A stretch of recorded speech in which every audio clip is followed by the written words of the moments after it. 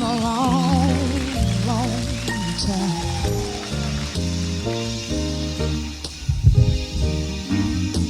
How am I doing? You really want to know?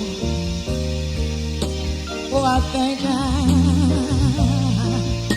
I'm doing fine. Hi and hello, I'm Lucas Alexander. I'm in the countryside in Denmark. I usually live in Copenhagen, and it was also in Copenhagen that I met Tina Turner for the first time. And I'm here to talk about my life and experiences, my adventures with the greatest of them all, Tina Turner, the Queen of Rock. I'm really happy that you asked me to do this video and to talk about my life and my experiences, my adventures, seeing and meeting experiences with Tina Turner over the years. And we are now in late March 2021. In fact, today, the major new Tina Turner documentary entitled Tina is premiering on HBO. I've been fortunate to see it several times now in the last month, ever since it premiered at the Glasgow Film Festival. And it's quite amazing and very dark, very emotional, brilliantly made, very cinematic, and full of great surprises, many wonderful pictures and recordings and films from archives and things we've never seen before. And as a longtime fan of Tina, it's very, very exciting. I think I'm very fortunate to find Tina in a way in my life when I was just a toddler, basically, or at least still in kindergarten. And in that way, she's been in my life all of my life. And she's been very profoundly important, especially in my young years and my childhood and my teenage years. And during my teens, I had the very, very good fortune. I was very lucky to be able to travel around the world to see her on her tours. She did, first it was the Foreign Affair tour. That was the first time I was allowed to go and to see her, because during her Break Every Rule tour in 1987, my parents said, no, you're too young, you cannot go and see her. So I was very, very sad. I was a child at that time. So my first experience, and this is almost like a gift from the universe in a way, was on my birthday, on that particular day, on the 22nd of May, 1990, in Copenhagen, where Tina was on her Foreign Affair farewell tour. Thank God it was not a farewell tour, but she's been on quite a few of those. So we are just so fortunate that she has been going strong for all of those years and has kept going on tour at least 3 times after that.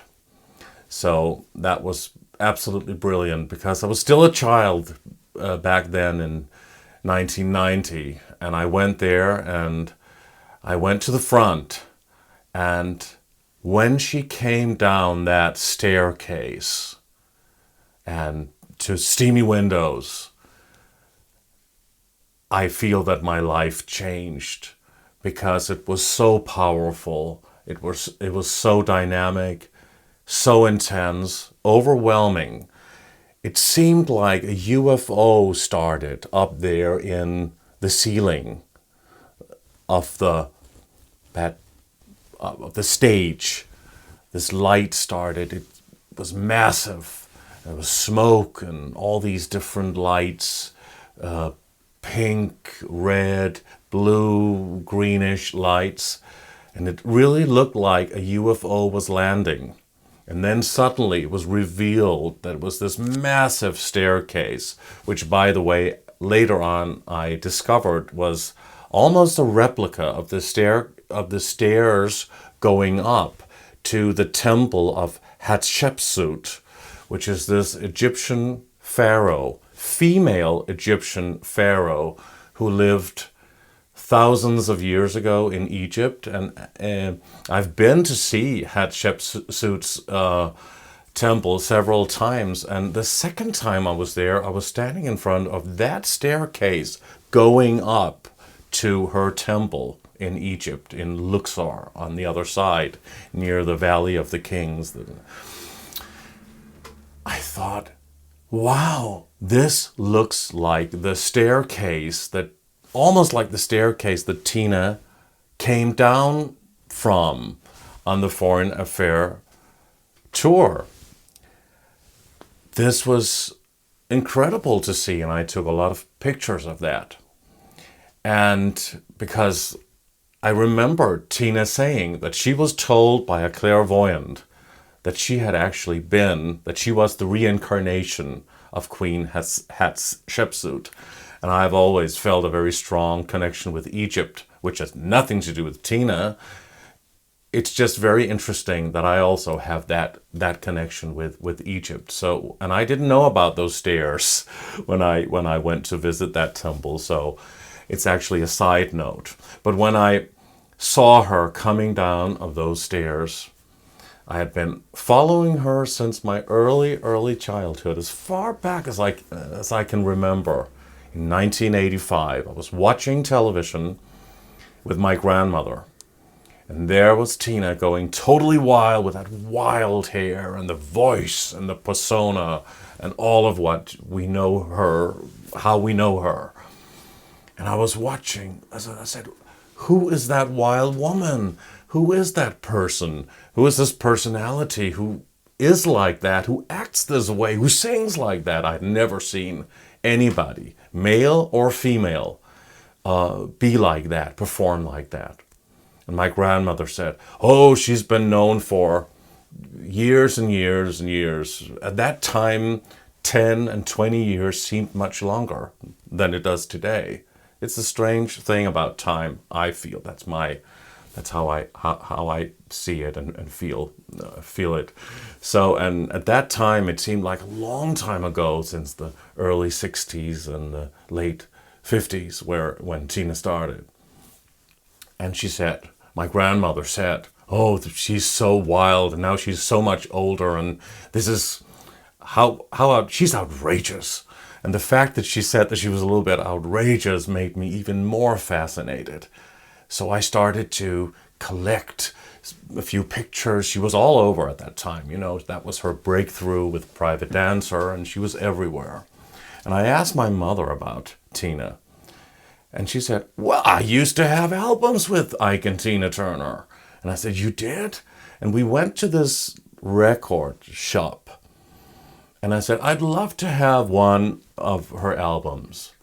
And there was Nutbush City Limits, the album from 1973 by Ike and Tina Turner. And my mother said, that was the album I used to have. She also had the Working Together album by Ike and Tina Turner from 1970. But that Nutbush album, she bought that for me before I got Private Dancer. So that was actually my introduction to Tina. Imagine putting on the pickup, which is what we, an old gramophone, an old LP that we put on back then. And then listening to that sound of Nutbush, and then her voice just went through this large room that we were in. I remember we were decorating the room because my mother had just moved. So, and I thought this was mesmerizing, incredible, extraordinary. It wasn't about her being older at the time. I mean, imagine, not older. She was only in her early mid-40s.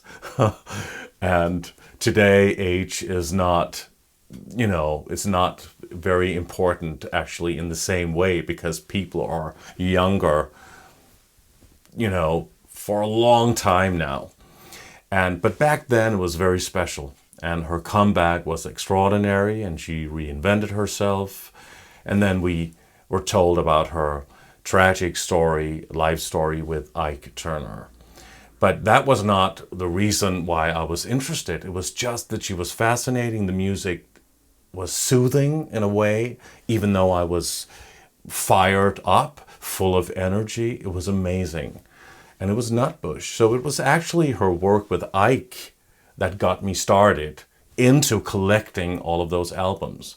And I was still such a little child, so I just, I saved up money, and I asked, for birthdays and Christmas gifts for albums, and I got them. And I got her latest album at the time, Private Dancer. And since that time, I've been following her. So in my childhood, I always felt that, I was different, I was unusual, which I still am. But at that time, I thought the world was a strange place, but Tina was something you could depend on. She was something that felt like home. It was like a spiritual connection. So when people say, why Tina? And I say, I don't know why Tina. I don't know that. I don't have an answer for it.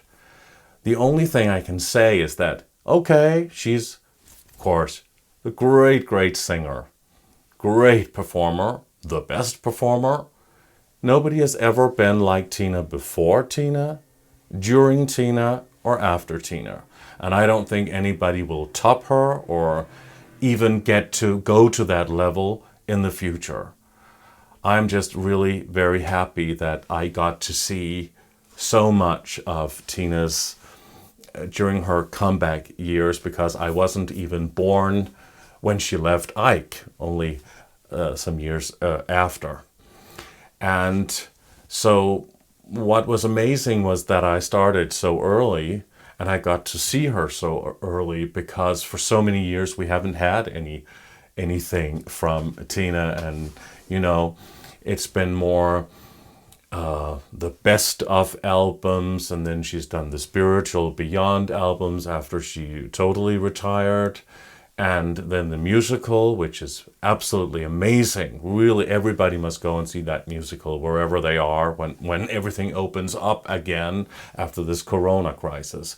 Then hopefully people can go to Broadway, to the West End in London, to Hamburg, and to Amsterdam. And wherever they will open, I know that they will open in Madrid as well. They should go and see the musical of Tina, because it's amazing and it's really well made, and produced by Tina and Irving Bach, her husband. So, but even though it's amazing, and even if it's absolutely incredible, it's of course not Tina. And the movie What's Love Got to Do with It, brilliantly played by Angela Bassett, is of course not Tina as well, but it is the essence of her. So why her? Well, the wild hair, the short skirts, her being sexy, raunchy, fantastic, warm, funny, wild, everything you can imagine. A little bit out there, actually, because, she's not usual, she's unusual. And I think that's what a lot of people are gravitating to when they become a very special kind of fan of Tina. There are millions of people around the world who consider themselves to be fans of Tina, and then there's this so-called Our Tina family, where we are a lot of very, very uniquely different people, but we are a group of people that have been in contact for, some of us for 25 or 30 years, and some for 10 years, and it's a very interesting and wonderful experience being with all of those people from all over the world. But Tina is, for me, beyond the beyond. She is beyond the image. It's beyond that tragic life story with Ike. It's beyond all of that. I feel personally, for me, it's like a spiritual connection. It's something elusive, something beyond what you see, what you hear. It's almost like she's from another planet, from another world. She does things differently. It is all of the things you can't see, all of the things you can't hear. It is an energy, a frequency, a vibration, like Nikola Tesla said, that comes out, that oozes out from her. I think it's her soul, the spirit within. And that's what makes me very fascinated with her in a way. Because again, I say, it's not about her being a woman or a man or black or white or anything like that. It's about that incredible persona which is different. You'll notice it as well. All of the years she worked with so many different sets of Ikettes, her three backing singers and dancers, the three girls that she always had on the stage. And there were many different sets of Ikettes. And later on in her solo career, she had many different sets of dancers as well. And when they do the same move, the same dance move, the same routine, Tina always does it differently. She's always uniquely different from the rest of the people who are doing the same. But it's not the same. And those of you out there who are big fans, you'll know exactly what I talk about. And that's why it's very difficult for an impersonator or somebody playing Tina in the musicals or in movies or wherever to get that totally, even though some of them are absolutely brilliant, because it's something you can't, I don't think you can work on that. I don't think it's something there is, and it's in her, and that's what makes her very special. It's that thing you can't see that I talk about, which I find amazing. So my first experience meeting her, well, I saw her, as I said, on my birthday in 1990, and I got to see a couple of shows. And then in 1993, I was supposed to go to Lüneburg in Germany. I believe it was Lüneburg. I can't remember totally. I think it was. Where she did a few festival concerts during her What's Love tour in 93. But that never happened because I was in school and, I couldn't afford it, and I don't know what the whole thing was. I can't remember. I just remember me being absolutely unhappy about it. So then came Wildest Dreams, the Wildest Dreams tour in 1996. And that was the year where nothing could stop me. I was a teenager. I wanted it. I thought about it. I had the thought, law of attraction. I wanted it, and certainly it happened. So I had the opportunity through several friends, through my family, through different people that I already had become friends with from all over the world, through the International Tina Turner Fan Club, which was brilliantly run by Ella Denneman from Holland, from Amsterdam. And she's one of my great friends also today. We went basically all over the world, at least all over Europe, and then, a lot of people also went to the States. I've only been one time to the States. I've been a lot to the States, but I have only seen her once there. But in Europe, we went all over. I mean, I can't remember all of the dates, and I don't remember how many shows, but we went all over Europe and saw Tina, and I became friends with a lot of very, very different, very wonderful, older and younger. Well, there was a few younger than me, but I think I was one of the, if not the youngest, then at least one of them during that tour and all of those experiences. I had a very good friend here in Denmark, and I traveled a lot with him. He had his motorbike And on that was the description, Tina Turner. He even had her face and whatever tattooed on his arm. And a lot of people think, oh, that fandom is so crazy. And it is. It is. And, today being grown up and doing, so many other things, and other things are very important and take up your time, and other things are interesting for you, then, yeah, of course, when you look back, it's a little bit crazy and funny and whatever, but it's also beautiful, and it gave me so many amazing moments in my life. And I can't imagine who I would have been today if I had not had those experiences. Because this was traveling the world. We saw the most amazing places and cities. And sometimes we didn't have time or the money to spend on a hotel. So we spent the night in a telephone booth, which was also there in the past. This was 1996. And we went to shelters and different places. Sometimes we lived at very nice hotels. So it was, it was a thing. It was basically about going to all of those shows. And it wasn't that, it was the same show every day, but it was never the same thing. It was that amazing togetherness with all of these people, being in those stadiums and in those halls, arenas.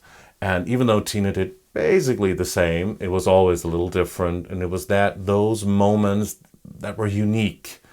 And it was on that tour. So I skipped school a lot. My parents, especially my dad, was not happy.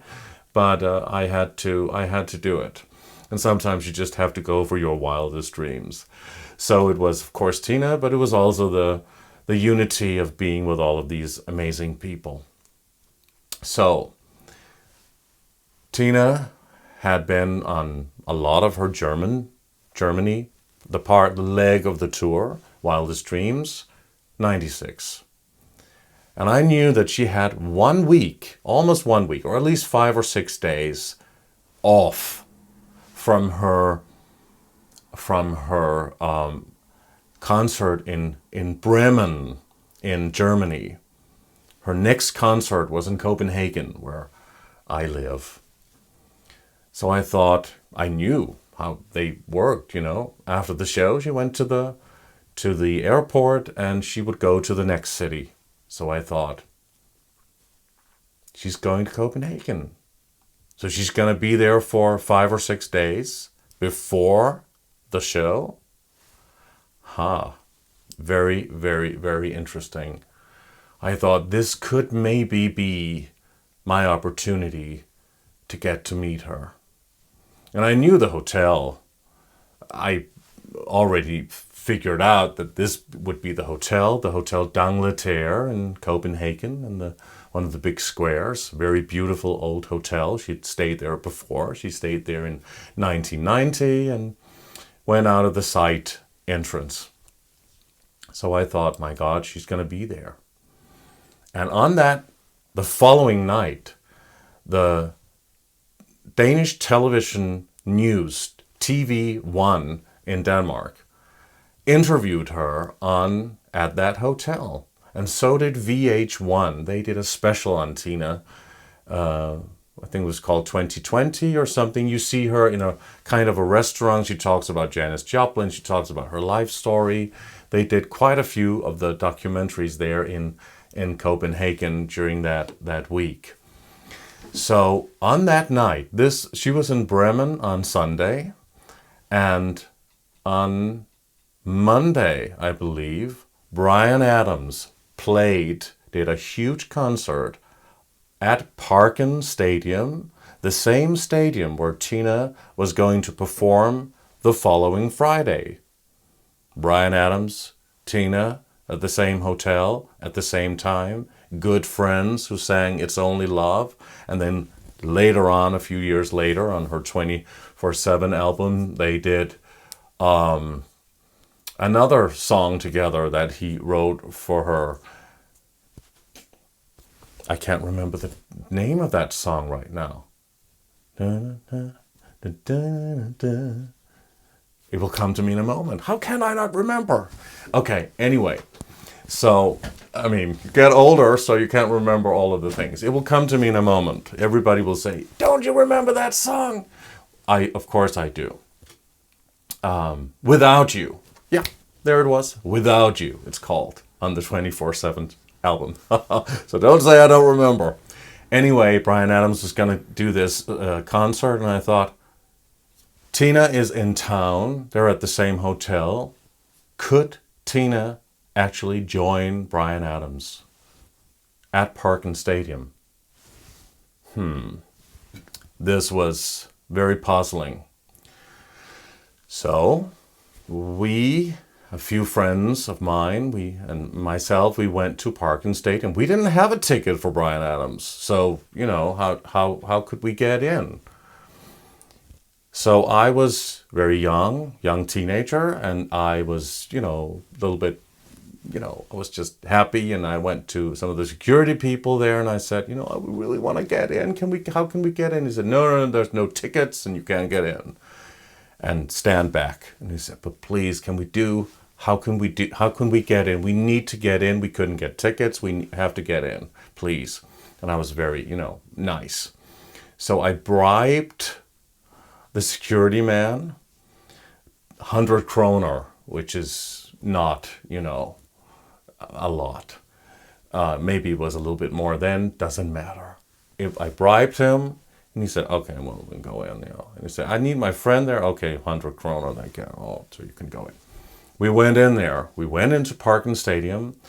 I had a little video camera with me, which I had in my bag. And, of course, you cannot bring that out because then they'll take it. But then he started, Bryan Adams, saying, oh, I did this duet with the Queen of Rock, this amazing woman. Do you know who it is? And everybody was screaming and shouting, yes. He said, yes, it's Tina Turner. So I pressed record on the video cam recorder, old-fashioned one that I had at the time. And so I was waiting for her to come on stage, but she didn't appear. She was not there. She didn't come on, but her voice came on. Me knowing exactly how the recordings are, this was not a recording. This was live. And I was wondering, wow, she is here. She is at the stadium in the back, or sitting up in the VIP section we discovered. And she was singing from there because she was going to do her big show the following Friday. And this was Monday. This was on the 17th of June, 1996. I remember those dates totally. And she was going to do her show on the 21st of June. So she was there, and she didn't want to be seen yet. I'm sure this is the reason, because, if anybody who had been there had already seen her, then what's the thrill about going on Friday? And I guess a lot of the same people would also go to Tina's show. But there was the song, and she was there. It sounded incredible. As soon as that song was over, and the concert continued. We went out of the stadium as fast as we could. We took a taxi directly to the Hotel d'Angleterre, and my friend at the time, I was traveling around with to see Tina. I went to the front, and I said, no, we're not going to go to the front. She's going to go to the back entrance. So we ran to the back entrance. And I tell you, I don't think we had been there more than 5 minutes.